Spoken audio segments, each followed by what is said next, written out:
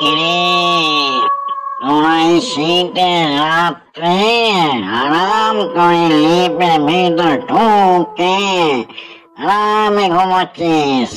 আমি বাইরে কি ঠান্ডায় কষ্ট পাচ্ছি। একটু আগুনে তো আগুনে যদি একটু হাত পা সেকতাম না, খুব ভালো হতো।